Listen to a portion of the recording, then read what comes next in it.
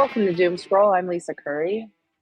Hey, and I'm Matthew Sheffield. And today we're joined by my friend Amanda Marcotte, who is a senior political writer at Salon.com. Welcome to Doomscroll, Amanda. Thanks for having me. Yeah, thanks for being right. here. Nice to meet you. Same. So Clarence Thomas apparently threatened to quit. I wish. Is that a real threat? Well, 20 years ago, yeah, apparently. So basically, apparently he was angry that he wasn't getting enough money, and so this was at the time when he was basically in the minority on the court. And he basically had an impromptu meeting with a Republican congressman and said, if we don't get paid more money on the court, at least one or two justices are going to quit. And then magically, the wingnut welfare system swooped in and took him off his feet and showered him with money and hired his insane wife for all sorts of things. ProPublica had reported on some of this legalized bribery that he had gotten to, but this is the origin story for it. And it's basically, he shook the money tree and the billionaires dropped the coins. Do these people, I'm starting to wonder if they really think younger generations aren't working hard enough, or if they think that you can just go to your boss at your shit day job and say, if you don't pay me more, I'm leaving. I don't even know if it's as deep as that. I think a lot of them, just make a lot of money that they don't earn. And so they tell them this whole story about how everybody else who doesn't make as much money, it must be their own fault. Yeah. It's so easy to go down that rabbit hole. And it's easier the less you think about it. And I do not think of Clarence Thomas as like the deepest thinker, especially with this.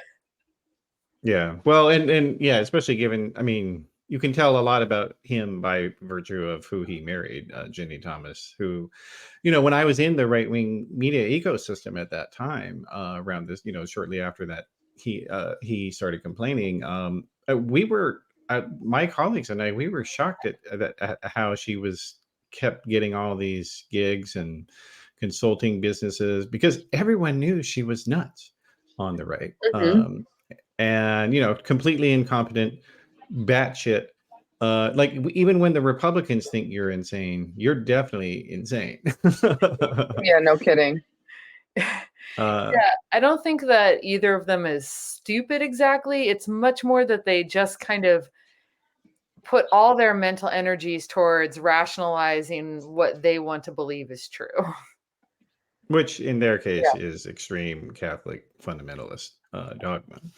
And Clarence Thomas shows that every day. He said he wanted to criminalize birth control. He was like, hey guys, now that we're done getting rid of abortion rights, no one's asked me about it, but hey, somebody could bring a birth control case so we could criminalize that as well. I just don't understand the excitement for taking away women's rights. It just even like on a really simple level of like, don't you have anything else to do? There must be something more exciting or important. There has to be. What is this? Do not underestimate how much Republican politics are driven by sexual resentment. Like, it's like it is a bunch of old men who just cannot, and young men, sadly, in many cases, who just cannot get over the fact that Becky, the cheerleader, wouldn't go to prom with them, and everything else just sort of is following from that. Yeah, and then they discovered the creepy priest who resents that he can't get Becky for himself either. So that's somehow excusable. Like my mom's side of the family are very Catholic, and they're extremely racist, sexist, homophobic, all the things, and they're very unsurprisingly anti-choice. But in the past, when I brought up the Catholic Church to them, and I'm like, well, what do you think about this? They're like, oh, those are rumors. Okay. Okay. There's substantiated rumors for dozens of years. Okay. I know it's just today, but have you talked to them at all about Pope Francis giving permission to bless same-sex couples? I haven't, and I'm sure they're furious. I'm positive they're losing their minds over it. I'm sure they will. Yeah, well, especially as the word percolates. But I mean, the good thing is that even though the Supreme Court is dominated by insane religious people, not all of the courts are completely nuts. And so Rudy Giuliani on Friday, he was, became the latest Trumper to become held accountable for the many lies and defamations that they used in the 2020 election. And a jury in Washington said that he had to pay $148 million to the 2 Georgia election workers that he had defamed. And it's, I don't think he's going to have to pay it, but man, it's, it is, I have to say, it is so hilarious watching this guy get his just desserts. Isn't it? Yeah. I mean, he's not going to pay 148 million because he doesn't have that. Yeah, no kidding. But I don't want to be defeatist in this. It will take a while. He's going to fight this, but the time to fight this was before you actually get the verdict. Yeah. Well, I actually think that he's doing a new, this is now the Trump strategy, the Trumpist strategy, which is they know their cases are shit. And Alex Jones is sort of the prototype of this, basically. But other right-wing figures have started doing it now, that they know their cases suck. And so what they do is they know they're going to lose, so they just lose by default. And then they can complain that the system was biased against them because I didn't even get to present a trial. I didn't even get to present an argument. You guys won't listen to me. This is the deep state. And it's I actually think that is their new plan going forward, because, it's so obvious that their case, and in Rudy's case, he actually said he defamed the women in the court. Isn't that, Amanda, don't you feel like people have that fact got lost? I feel like when in the commentary about this case that he admitted that he did it. Yeah, he filed paperwork admitting he did it, and then he went to reporters and said that he didn't do it and that he's being railroaded. And so I think as a media, the Trumpian Alex Jones strategy isn't necessarily the worst because they create a bunch of conflicting reports that people can kind of just believe the one they want to believe. But again, a political media strategy and a legal strategy are not the same thing.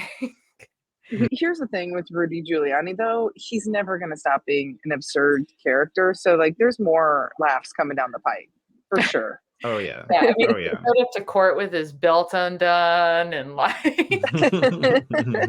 it's a train wreck. And I think at points his lawyers were kind of arguing. I think at one point they did argue in court that the reason he was saying this stuff outside of court that was flatly contradicting the verdict was that he's an old man and he's lost his mind. And he's as crazy as a flat earther. Yeah. Imagine your own lawyer saying that about you. He could be a good argument for providing federally funded assisted living, because he needs to be in a facility. And if his family can't swing it financially, somebody needs to take over and put him away. Yeah. He would never go willingly. Just there's another contradiction. He'll say it in court to try to weasel out of accountability that he's lost his mind, but he'll never stick by it. Yeah. No, it's true. It's true. Kind of a related in the fraudulent legal cases. We've got the Republicans in the House. They authorized an impeachment inquiry into Joe Biden over Hunter Biden. And it is actually incredible because lots of them are admitting they don't have any evidence that Joe Biden did anything wrong. It's just so flagrant. It's incredible. I think they don't know what an impeachment is, actually. I think that means I think that they think it means just like, we're going to try to seek revenge on you in some way because we don't like your side. I mean, there's no way they could have any kind of actual understanding of it, considering how Trump's 2 impeachments went, and now this with no evidence. It's also just like such a waste of time and energy. Again, these people love to waste time. I don't understand it. I mean, I hate to say it, but from their point of view, it's kind of a win-win. Like, even if like everyone laughs at them and says, there's no evidence, you're like made all this up, it's not a real crime, you haven't found anything. Like, that's also a win though, because they've taken the idea of impeachment and they've eroded it. They've turned it into a show. And so they can use that to sort of imply that Trump's impeachments were also just political games, as opposed to what they were, which was he committed high crimes and misdemeanors. Yeah.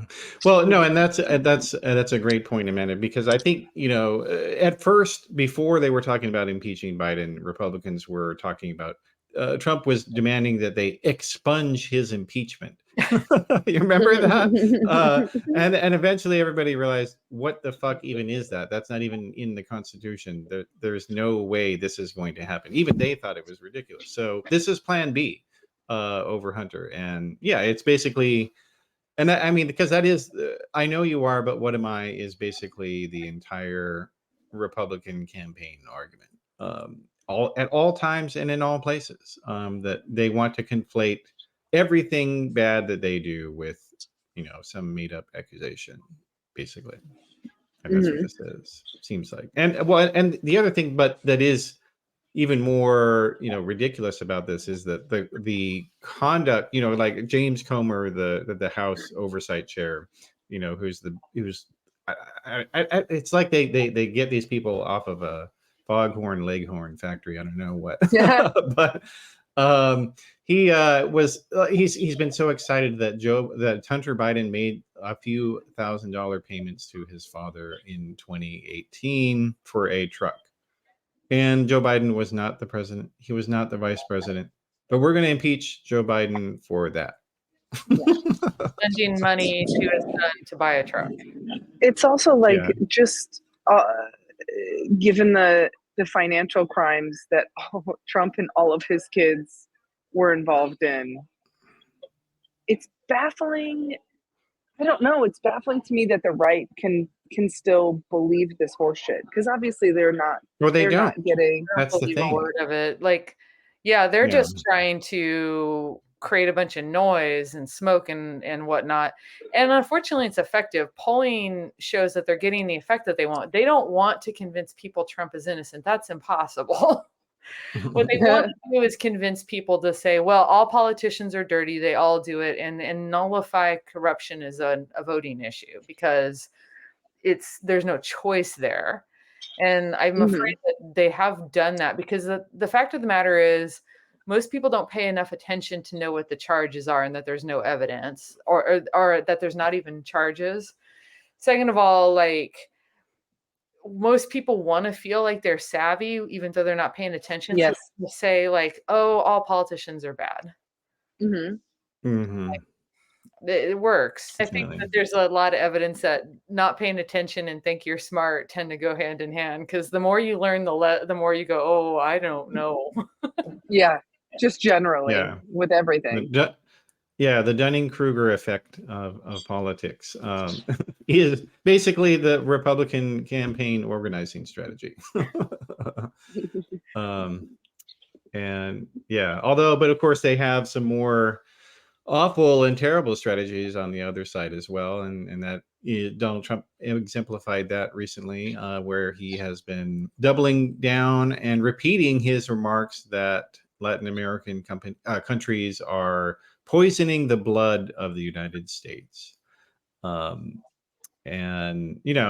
it's it always starts with him claiming, oh, it was just a joke, it was just a stray remark, and then he starts repeating it. And this is literally what he's done all the time. He did this with staying in the White House. He did, after, if he lost, he said, did this with that the election was going to be stolen. He said that, more than a year before any ballots were cast in 2020.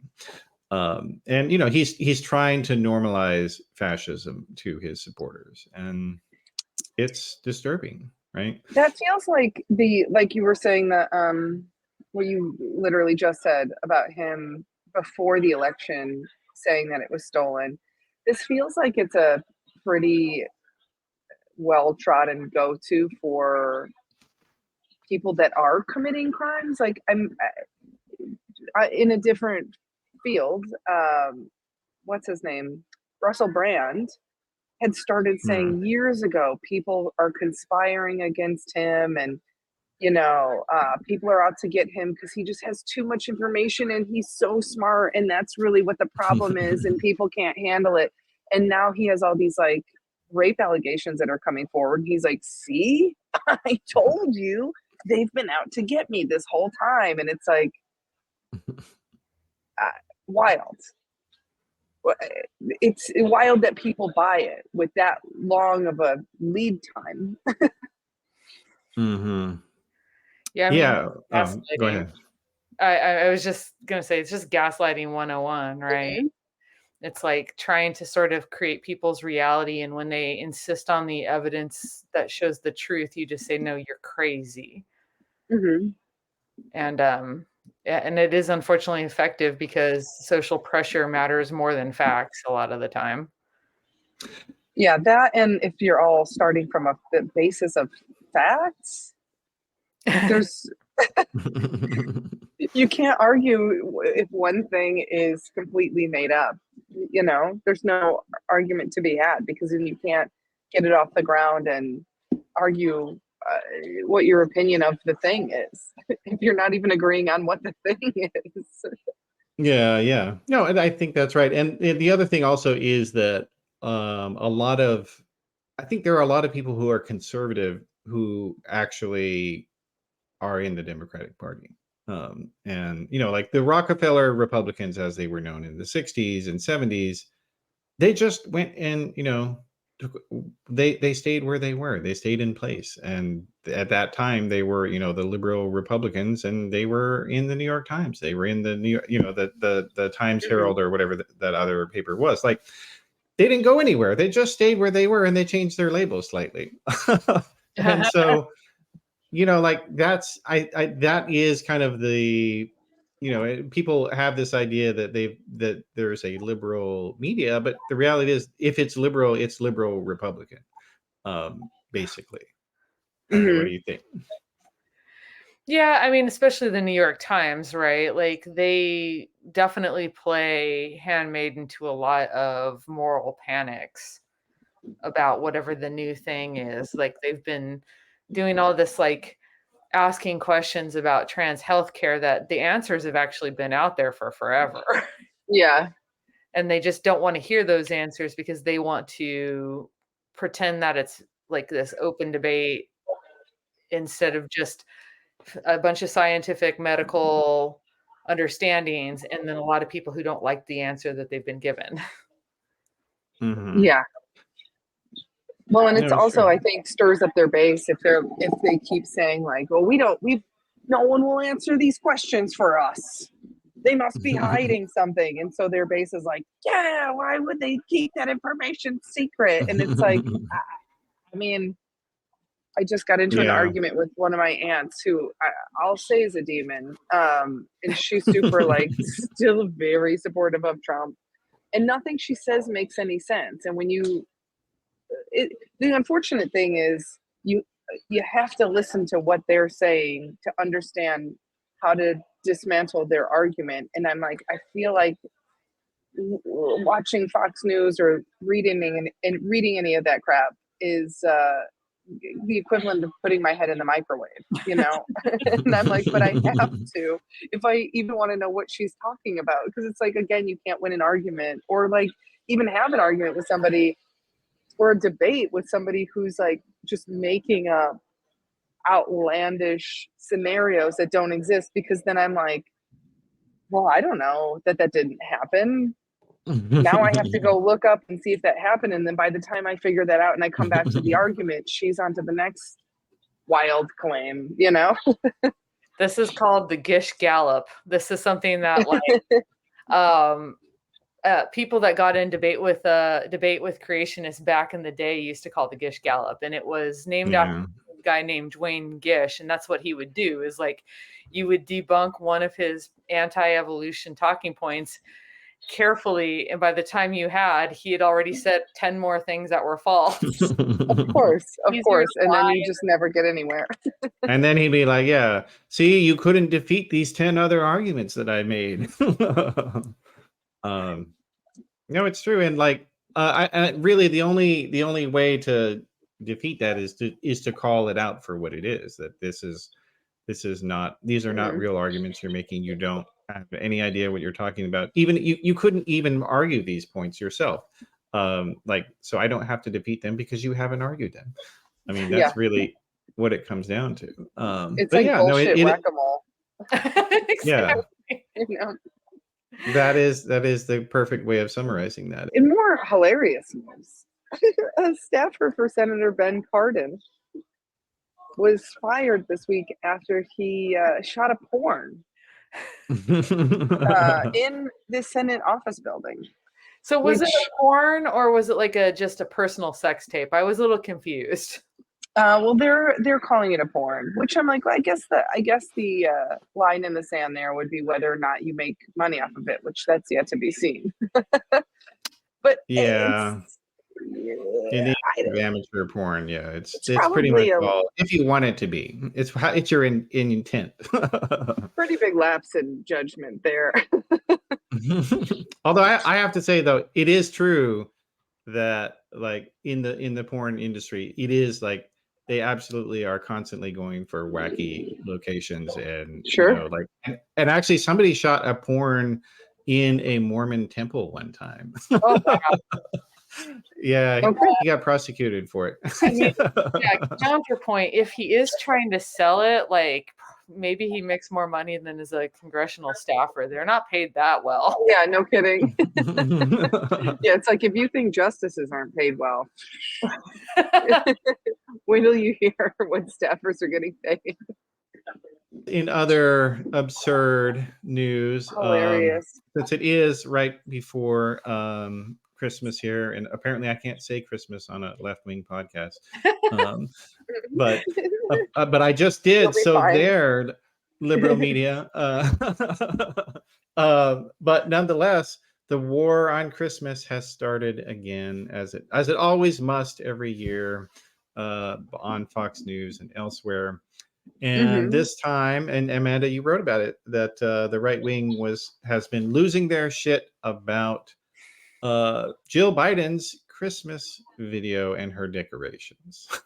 So I'm going to actually roll the tape for a compilation of some of the most batshit things that they were saying here. Well, your newest perversion of Christmas has arrived, courtesy of the First Lady of the United States. It's garish and replete with tasteless perversions. I guess now we know why Joe hides in the basement. If you look at the Trump administration, you would think Christmas was about excellence, beauty, Christ, the reason for the season. Thank you. If you look at this current administration, you would think Christmas is about gay theatrics. That's what happens when you let fake Catholics try to do Christmas. They're reaching out to the flag burners and the America haters. That's the point.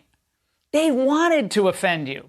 This is everything we've come to expect from the Bidens and the far left that inhabits this White House, is it not? And it is kind of a big middle finger to Christians in this country, I think. And frankly, to all Americans, not just Christians. It's a war on normal, Laura, fundamentally. They hate normal Christians, religious people who believe in God, people that believe in family and children, people believe that in an upstanding way of living, that believe in borders, people that believe in all the things that make society run. They hate normal. Yes. So I mean, no one Tell us has about more it, Amanda. for the intelligence of Fox News viewers than the people at Fox News. I mean, like the video they're showing in the background that we're told is perversions, that is not normal, that is evil, is literally a bunch of people dressed in the costumes of the Nutcracker dancing. Tap dancing, yeah. Can you imagine anything more innocent than tap dancing? Yeah, I mean, no. It's yeah, it is. Like, and it should be corny. It's the White House Christmas. Yeah. Yeah, no Well, it's like kidding. the dance of the sugar plum fairies, you know, it's like, and the Nutcracker itself, like these, and Tchaikovsky was gay. Like the entire Nutcracker is gay. It's always been gay. Like, get over yourself.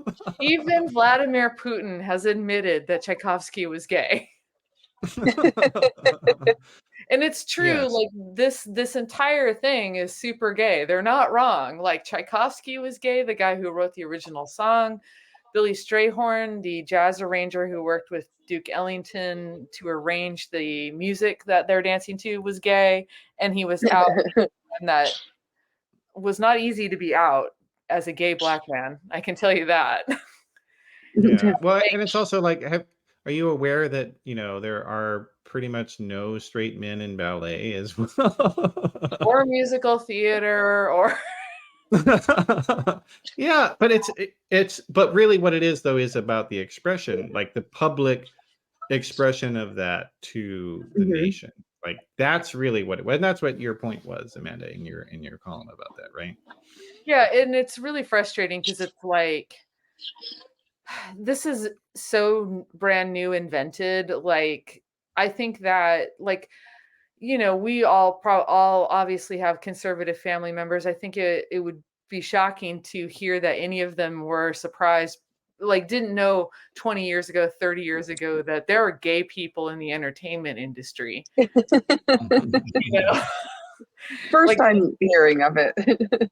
this is nothing new, but this is unfortunately kind of creeping fascism. This is what happens, is stuff that was politically and socially acceptable for a long, long time suddenly gets declared off limits. And, you know, I really hate dropping the N-word. I really, really do, by which I mean Nazi, not the other end.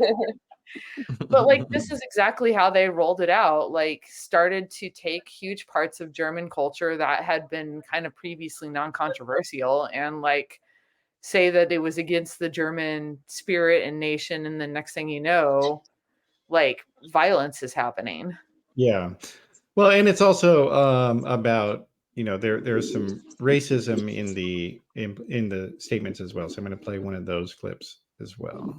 When we actually did have decency in the White House and class and respect for our traditions. And of course, it's diverse as hell.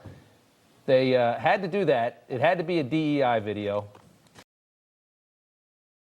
Who cares? Yeah. Also, yeah, isn't that American? It's diverse. Isn't that the whole fucking thing? That's why I wrote my headline that as I did. They hate America because they're literally like, nothing's more American than tap dancing. Nothing's more American than jazz. Nothing's more American than Duke Ellington. And Broadway. Yeah, all these things are very American. They're also very tied to African American history, all of them. Like, these are all art forms that were invented wholly or in part by Black people. And so, like, they want to claim that they're speaking for America, but they're actually saying that we should just enjoy European products that aren't Americanized in any way. So and not even current European products. That's 19th century Europe is somehow considered more American than the all American people that invented these art forms. Yeah. No, right. And but then there was also kind of a more ridiculous aspect of this as well, which is that they Also, we're praising Melania Trump in this, and Melania Trump has her own history with Christmas as well. Mm-hmm. Compare that to the Christmas video under Trump that we saw, a little more traditional. Let's just see the trees. Let's just see the lights. It's a nice, peaceful time of the year. We don't need these crazy costumes. And whatever that last video was. I'm working like my ass Christmas stuff that, who gives a about Christmas stuff and decoration, but I need to do it, right? Who gives a about Christmas stuff and decoration, but I need to do it, right? Who gives a about Christmas stuff and decoration, but I need to do it, right? So, yeah. That's what Melania thinks about Christmas. She did grow up in a country where it was banned, which, Yeah. Maybe I'm just getting old and tired. I would like to just do Christmas decorations for a living. Yeah, no kidding. Well, yeah. Oh, can you put a garden together? You fucking bet your ass I can. Yeah. Well, and hell, you don't even have to do it. Like the other people do all the work for you. Like that's the Exactly. other thing. But on the other hand, Melania couldn't even manage that. If you remember, she had that one year her Christmas from hell. You remember that with the blood red Christmas trees? It's really what's so absurd about all this. It's like, Christmas, of course, it's corny and it's, hokey and everybody fucks it up oftentimes in one way or another. But that's the whole point of a holiday, with your family, whatever the holiday is, like that's, but that's, what it comes back to. Like they don't want to include everybody else. Like that's really what it is. So fuck those. It's also there wasn't zero white people in that video. So the fact that they're just like up in arms over a couple of non-white people, give me a fucking break. Yeah. All right. Well, that is our last story for the day. And I mean, the whole premise of this show is that yes, even though these people are horrible and awful, we're going to laugh at them, and but we're not going to do kind of the more conventional oh, let's just tell jokes about both sides here, and it's like no, we're going to make fun of the fascists, but we're going to tell you that they're fascists also. Yeah. Yeah. So, all right. So, Amanda, people who want to keep up with your stuff, they should go to your username there at Amanda Marcotte, but also over at salon.com. Anywhere else you want them to check out or sign up for? Yeah, I have a newsletter called Standing Room Only that you can sign up for at salon.com/newsletters. Okay, cool. And Lisa just finished taping her first television special, so congratulations, Lisa. Thank you. I'm very excited. And if you guys could give me a follow on Instagram at Olympian Lisa Curry, that will help when I pitch it in the new year. All right, and make sure to follow at Doomscroll Show as well, and subscribe on all your favorite podcast platforms. Thank you very much. We'll see everybody next time. Bye.